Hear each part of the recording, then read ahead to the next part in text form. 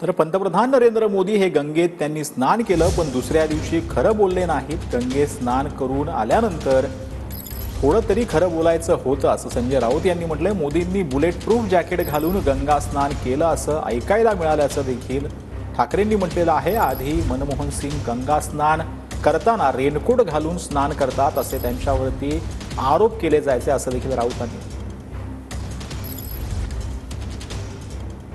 गंगेत स्नान केलं उद्धव साहेब त्यांनी. दुसऱ्या दिवशी पार्लमेंटला आले आणि अख्खं भाषण खोटेपणाचं केलं. मी म्हटलं हो, काल गंगेत स्नान केलं यांनी, काहीतरी पावित्र्य राखा.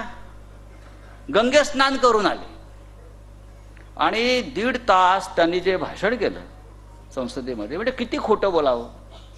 प्रत्येक वाक्यामध्ये खोटेपणा भरलेला. आमचा पंतप्रधानांना इतिहास आणि अभ्यास याचं वावड आहे. मला तुमच्याकडे बघताना एक समाधान होतंय. किती कोणी फोडाफोडी केली तरीही जो अस्सल शिवसैनिक आहे त्या तटबंदीला चरासुरा पडलेला नाहीये.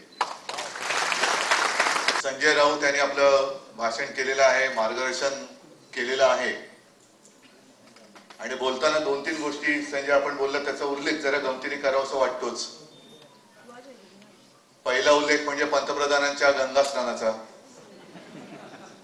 कारण त्यांनी बुलेट प्रूफ जॅकेट घालून गंगा स्नान केलं असं म्हणतात. मला आठवलं कोणे एकेकाळी मनमोहन सिंग जी पंतप्रधान होते तेव्हा हेच बोलत होते की हे रेनकोट घालून आंघोळ करतात.